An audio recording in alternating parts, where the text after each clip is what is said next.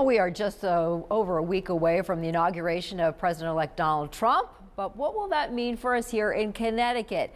Michael Smerconish, host of the Smerconish Podcast and CNN Smerconish Show, joins us now to talk about the upcoming presidency and the current state of politics today. Michael, good to have you on the program. Thank you for inviting me. I appreciate it. Yeah, let's talk a little bit about a second Trump administration. What do you expect as compared to the first? So it's interesting because I asked my radio listeners on Sirius XM the other day whether they thought it would be more or less chaotic as compared to the first term. Their verdict was more chaotic.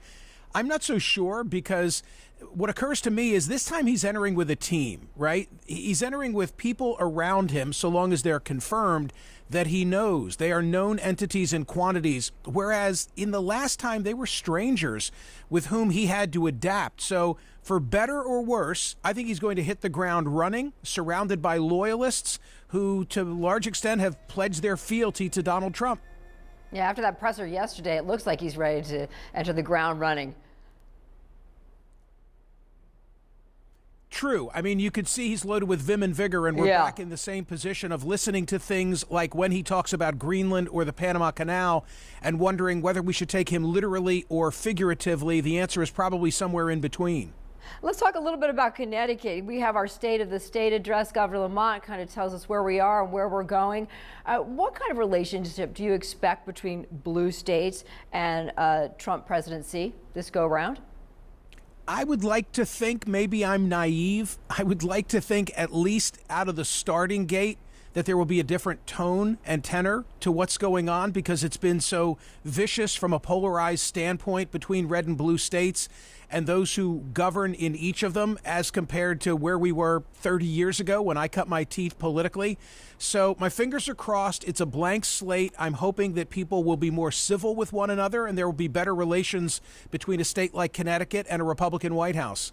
I guess, immigration might be the real test on that, especially when you have sanctuary cities in a blue state like Connecticut. So the President-elect Trump, comes into office having made some very significant pledges to those who supported him and to the rest of the country in terms of mass deportations. I don't know what that looks like. I don't know how it's going to be paid for. I'm still not sure who will carry it out. I think that's one of the big unknowns for the first 100 days. I believe he's probably already had an impact on the level of mass migration coming to the United States, just because the message has been put out that it won't be business as usual.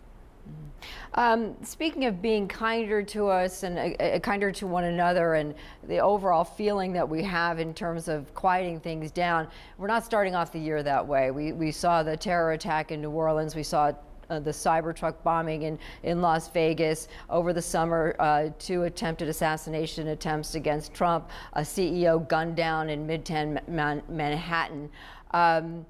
I mean, in fact, is this become our new normal? Is this, we kind of shrug it off and we move on with the day after, a few hours goes by?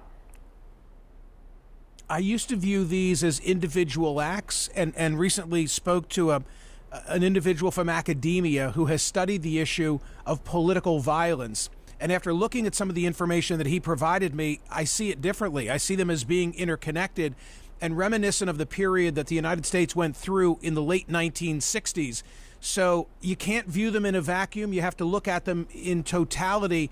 And it's troublesome because it comes from the left and it comes from the right. You can't say that it's driven by one ideology or another. There's a lot of violence. We need to tone down the temperature in our discourse and try and restore civility.